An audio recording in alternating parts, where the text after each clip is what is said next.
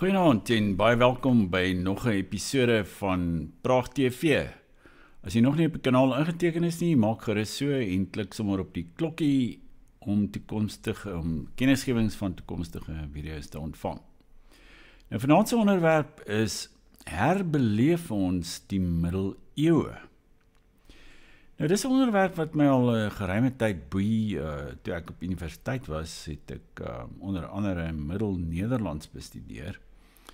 En dit het behels dat ons baie ou Nederlandse tekste uit die middeleeue, uit die 1200s, 1300s, 1400s en so meer, moes ons dan in Afrikaans vertaal en mens moes leer. En eintlik die ding is dat Afrikaans is eintlik nader aan daai Middel-Nederlands van die middeleeue as wat moderne Nederlands is. Dit is die ironie. So ons het eintlik 'n oertaal wat ook teruggevoer kan word na die middeleeue toe in Europa.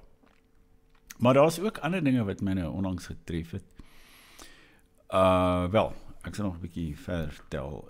Ek gaan nou ook so 1 of 2 foto's wys van 'n Franse dorpie waar ek so 'n paar maande gelede 'n bietjie gekuier het. Die mees onlangse ervaring wat my op hierdie tema gesit het, was verlede week toe die Amerikaanse YouTube dametjie Angela Rose hier was. Sy het net vir 24 uur Suid-Afrika toe gevlieg. Al die pad van Colorado in Amerika tot hier. Dit was net 24 uur hier en toe sy weer weg. Maar ons het onderhoude gevoer en ons het saam musiek gebring aan Philadelphia Ark van meneer Dirk van Vuren, waar tussen Brits en Pretoria.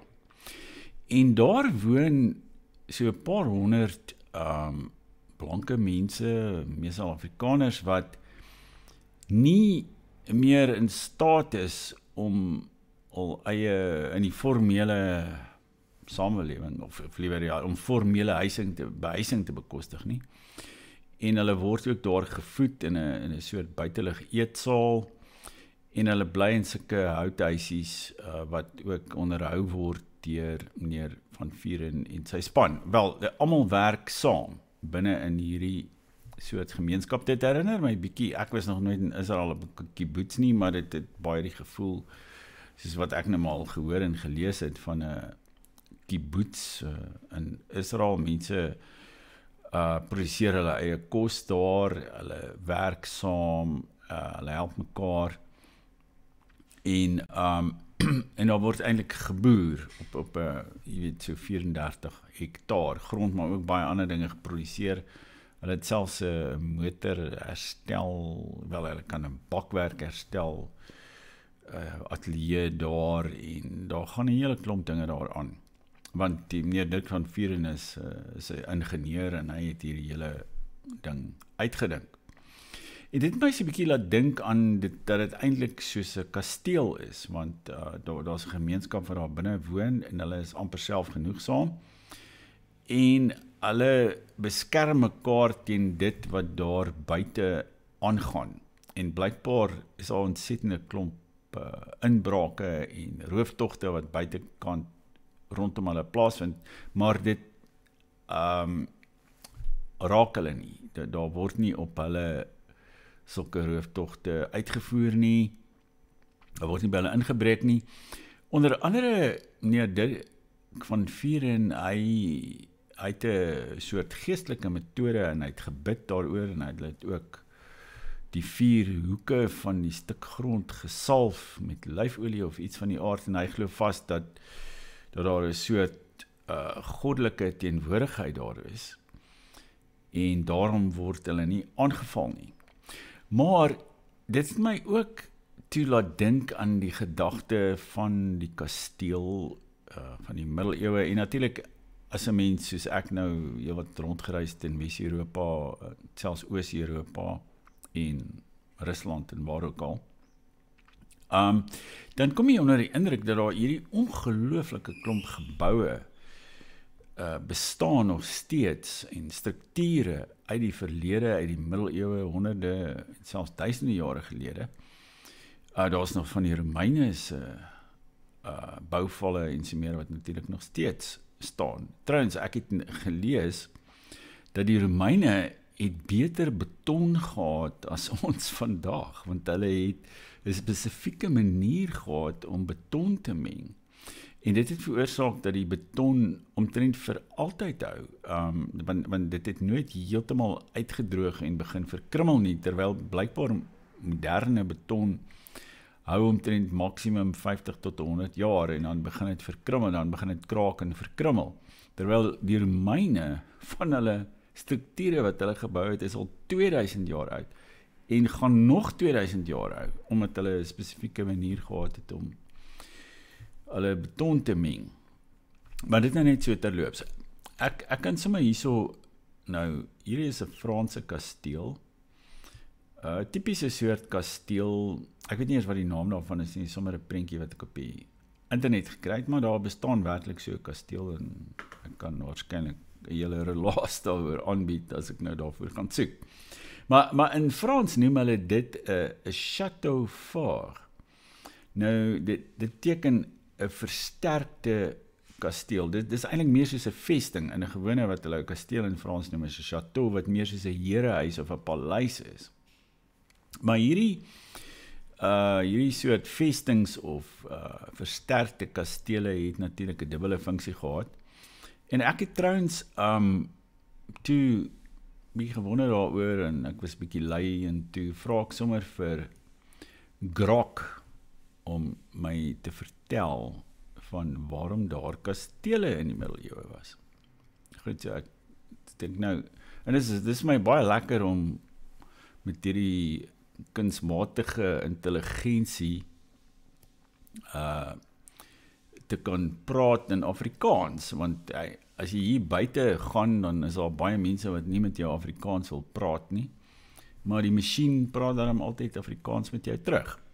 Die vraag nou vir Grok en ek vra vir hom, waarom was daar kastele in die middeleeue? En hier is 'n interessante bondige antwoord wat hy verskaf. Hy sê kastele in die middeleeue het verskeie belangrike funksies gehad, hoofsaaklik as gevolg van die sosiale, politieke en militêre omstandighede van die tyd. Let daarop, as gevolg van die sosiale, politieke en militêre omstandighede van die tyd. Hier is die hoofredes waarom kastele gebou is. Nommer 1. Verdediging en militêre doeleindes.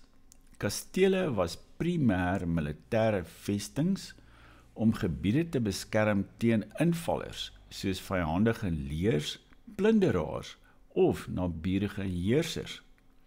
Hulle dik mure, hoë torings en strategiese liggings, soos op heuwels of naby riviere, het dit moeilik gemaak vir aanvallers om binne te dring. Tweedens, politieke mag en beheer. Kastele was simbole van mag en gesag vir adellikes, konings of feudale here. Dit het hul heerskappy oor 'n gebied versterk en hul vermoë getoon om hulpbronne te beheer. Hulle kon ook die plaaslike bevolking intimideer of beskerm. Derdens, woonplek vir die adel. Kastele was nie net vestings nie, maar ook die woonplekke van die adel en hul gesinne. Dit het gerief en luukse gebied, veral in latere eeue toe kastele meer as paleise begin funksioneer het. In die vierde plek, administratiewe sentrum. Kastele was dikwels die administratiewe spulpunte van 'n feudale domein.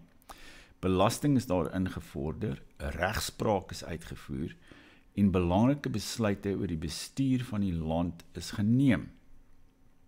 Die vyfde plek, beskerming van handel en hulpbronne. Kastele is dikwels naby belangrike handelsroetes, hawens of landbougebiede gebou om ekonomiese aktiwiteite te beveilig en te beheer.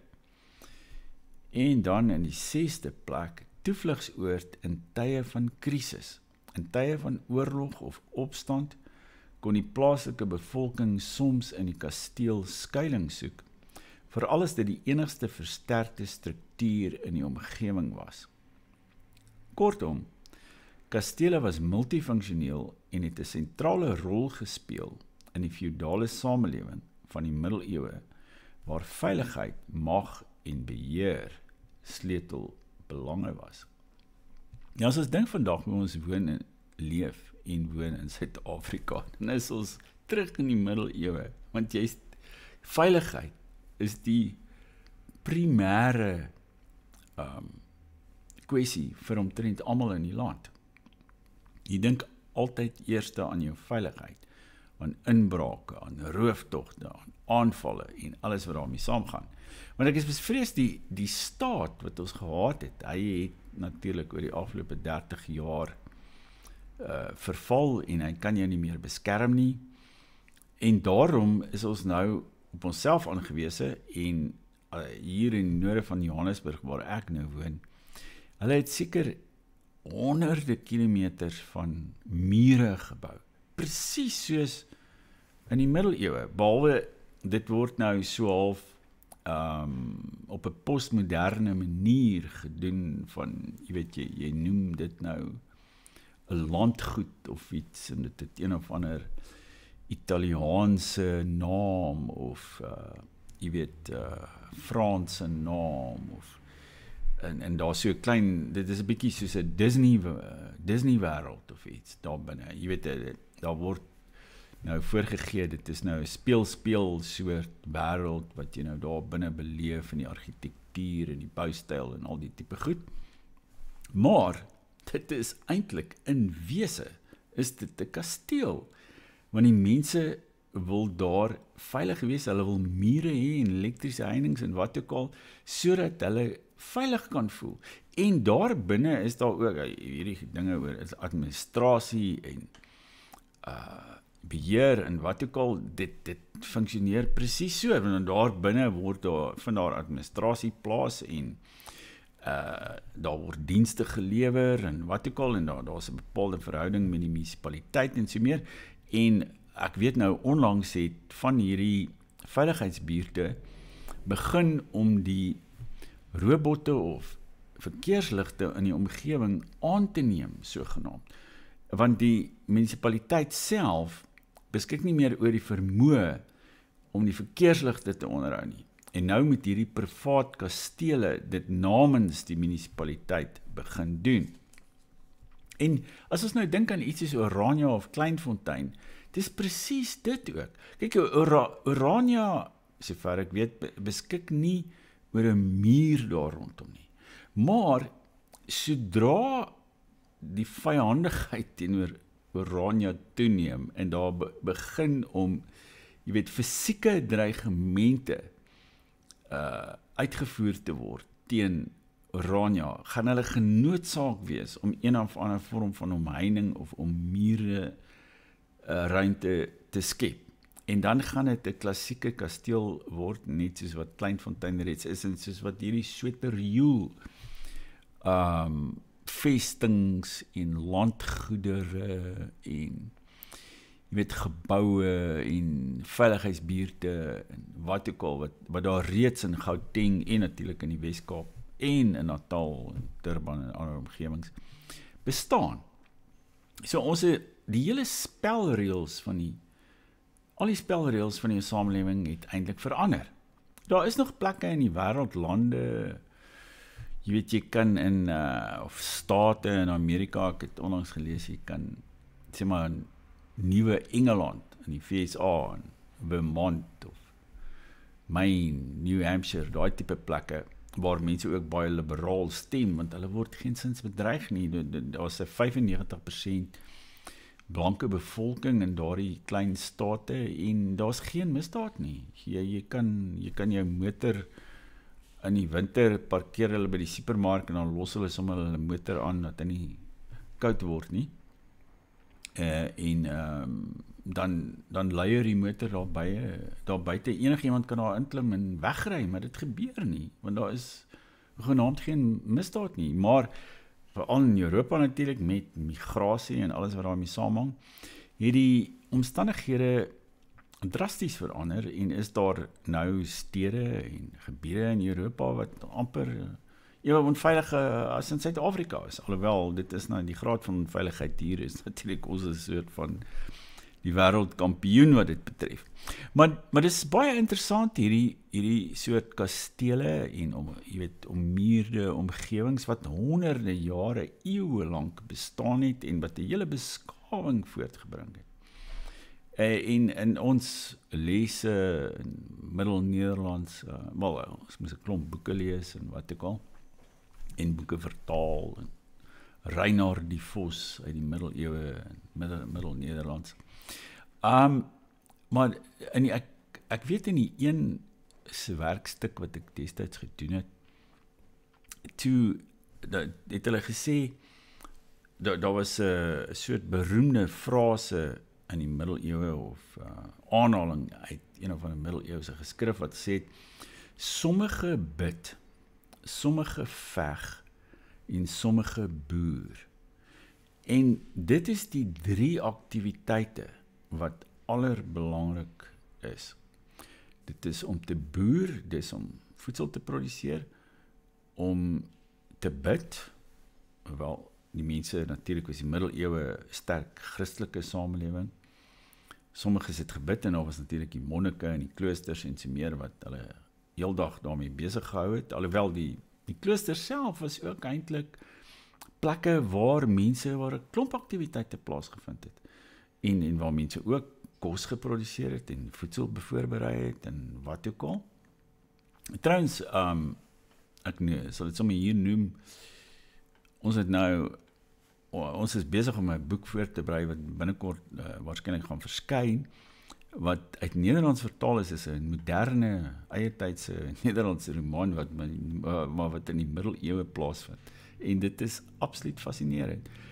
En dit begin in 'n klooster, waar 'n baba op 'n klooster se drempel gelaat word in die nag. En hy sou net daar doodgevries het, as die deurwag nie toevallig iets gehoor het nie, en gaan kyk het nie. En toe het hy die baba gekry, en hierdie baba word groot in die klooster, en hy is die hoofkarakter van die boek, en hy word uiteindelik 'n briljante geleerde. En dit is nou maar net terloops, ons gaan nog later miskien oor daardie boek gesels, sodra hy in Afrikaans verskyn.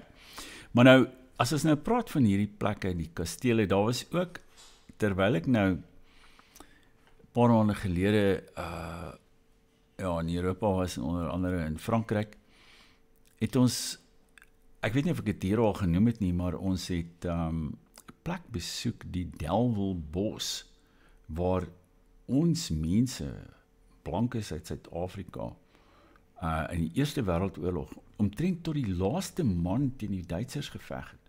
Daar was omtrent 3000 en 4000 van hulle dood, hulle grafte is ook daar. En daar is natuurlik 'n pragtige monument daar opgerig, wat deur Sir Herbert Baker ontwerp is. Ek weet nie of ek het al daaroor gepraat het hier nie, ek sal 'n bietjie gaan kyk op my ouer video's, maar ek dink is die moeite werd om op 'n stadium net daaroor te praat. Ek het 'n klomp foto's ook geneem en wat ook al wat ek hier vir mense kan vertoon. En toe het ons so eentjie daarvandaan, ons moes toe oorslaap in Frankryk, want ons het uit België uitgekom. En ons het oornag in 'n dorpie met die naam Le Quinoa, wat ek nie voorheen geken het nie, maar dit is by uitstek 'n middeleeuse dorp wat destyds uitgelê is, juis as 'n vesting. En die hele plek is deur 'n muur omring, wat tot vandag toe bestaan, en 'n mens kan dit uit die lug uit, wel, ek sal net wys hoe lyk. Ek het eintlik 'n baie mooier foto hiervan geneem, maar ek het hierdie foto sommer van die internet afgekry. Dit is die ingang by die dorpie. Daar, ons kan sien, daar moes 'n hek gewees het of iets van die aard, en daar was natuurlik 'n muur, en niemand kon daar inkom sonder dat, wel, geen vyhandelike persoon sou daar kon inkom nie. En as ons nou gaan kyk na hoe dit is 'n lugfoto wat onlangs geneem is van die dorpie, soos wat hy vandag bestaan, Le Quinoa. En ons kan heeltemal mooi sien dat hierdie hierdie dorp is heeltemal binne in hierdie soort vesting geleë, En so het die mense daar honderde jare oorleef. En daar's 'n baie komplekse geskiedenis wat in hierdie dorp afgespeel het. Daar was onder andere, jy weet, 'n prins wat daar gewoon het en hy het die plek aangelê en hy het allerlei vyande gehad en daar was dikwels oorlog tussen hom en sy vyande. En vandaar die feit dat hierdie dorp homself so as 'n vesting moes organiseer. Maar dis 'n pragtige dorpie daar binne en dit is regtig moeite werd om eintlik die hele week daar deur te bring. En ons het heerlik gewandel daar op die muur van die buite soort grondwal van die dorpie. En dit was vir my 'n baie interessante ervaring en daarom is ons vandag, ek dink ons verbeel ons dat ons nog leef soos 20 of 30 jaar gelede. Maar ons is terug in die middeleeue. Ons leef met konstante onveiligheid saam en daar's eintlik wetteloosheid wat heers en hierdie howe van ons wat trouens wat Malema natuurlik Malema stel die regters aan. Ja, daardie punt is 'n paar is in die afgelope tyd 'n paar keer gemaak. Malema dien op die wat ek weet nie, die regterlike dienskommissie of wat dit ook al is van die parlement of die parlementêre kommissie en hy stel die regter. Hy is een van die mense wat die regters aanstel. En die regters word gekies op grond daarvan dat hulle eintlik vyandig staan teenoor Afrikaans en die Afrikaner en die boere en dat hulle grondgryp wil bevorder, al sulke tipe dinge. So daar's geen wet en orde daar buite nie en 'n regter gaan dit allermins vir jou handhaaf. Hy's meer aan 'n een kant van die soort onverklaarde konflik wat daar in Suid-Afrika steeds woed. En dis daar's natuurlik 'n ander aspek aan hierdie soort middeleeuse samelewing waarin ons tans woon met sy mure en sy vestings en onveiligheid. En dit is natuurlik die moderne tegnologie, kameras en internet en intydse wat noem mense dit waarneming van mense. Dit geskied oral en op die straathoeke is daar op bepaalde plekke kameras opgerig. Ons word dopgehou. Nou, daar was 'n ander Franse filosoof, ek sal nie daarop ingaan nie, maar met die naam, wel hy was so linkse filosoof, polities korrek en alles wat daarmee saamgaan, maar hy het ook 'n boek geskryf oor gevangenisse en sulke tipe goed om waar te neem en te straf, was die titel daarvan in Frans, Surveiller et punir. Sy naam is natuurlik Michel Foucault, hy is uiteindelik dood aan vug, sover ek verstaan. Hy was ook homoseksueel. Maar hy het so 'n beskrywing iewers van, daar was 'n soort Franse gevangenis wat hulle in die 19de eeu meen ek gebou het, wat hulle die Panoptikon genoem het. En dit was so gebou dat die wagte in die sentrum gestaan het in 'n soort wagtoring en dan kon hulle al die selle rondom hulle dophou. Nou, op 'n manier leef ons vandag ook so in 'n panoptiese ruimte. As jy na 'n winkelsentrum toe gaan en oral waar jy gaan is daar kameras en jy word dopgehou. En dit is dan een aspek van hierdie nuwe middeleeuse samelewing is die gebruik van tegnologie en visuele waarneming en natuurlik toenemend ook waarskynlik kunsmatige intelligensie wat ons gaan dophou en wat 'n stelsel van beheer in stand gaan hou. Nou, dit is die soort wetenskap-fiksie wêreld, middeleeue plus wetenskap-fiksie waar ons leef en ek het op 'n stadium gedreig ook om op hierdie kanaal iets te sê oor robotte, maar dit is in op sigself 'n taamlike uitgebreide onderwerp. Maar ek kan dalk net terloops noem dat ek dink as ons, soos wat ons nou in ons kastele woon, en ek dink dit gaan nodig word om hierdie kastele ook meer etnosentries te maak. Iets soos Oranje of Kleinfontein, dat daar moet eintlik net mense van een taalgroep, kultuurgroep, godsdienstgroep, wat ook al, in so 'n kasteel woon, want sodra jy 'n diverse samelewing daar binne het, dan dink ek skep dit op sigself disloyaliteit en natuurlik onveiligheid en alles wat verraad en alles wat daarmee saamhang. En maak nie saak hoe goed jou mure is nie, as daar een ou is wat die hek gaan oopmaak vir die vyand, dan het jy 'n probleem, net soos in die middeleeue. Ek dink daar's al hoeveel flieks gemaak oor sulke situasies, en wel, in die werklike geskiedenis was daar ook sulke gevalle natuurlik, waar een persoon verraad gepleeg het, en so het hy 'n hele vesting, en 'n hele gemeenskap, en 'n hele dorp eintlik tot niet laat gaan. Nou ja, jy kan gerus kommentaar lewer op hierdie gedagtes wat ek hier met u gedeel het, en wat jy dink van ons hedendaagse werklikheid in Suid-Afrika. Nou, op 'n manier is ons op die voorpunt van ontwikkelings, wat baie maatskaplike en politieke en etniese verwikkelinge aanbetref. Dis eintlik 'n fascinerende soort samelewing om in te woon. Ek dink baie meer boeiend as baie ander samelewings ter wêreld wat nog maar in die beginfase verkeer van hierdie soort verwikkelinge wat eintlik, dink ek, amper onstuitbaar is, ook vanweë al die demografiese veranderinge wat in die wêreld plaasvind.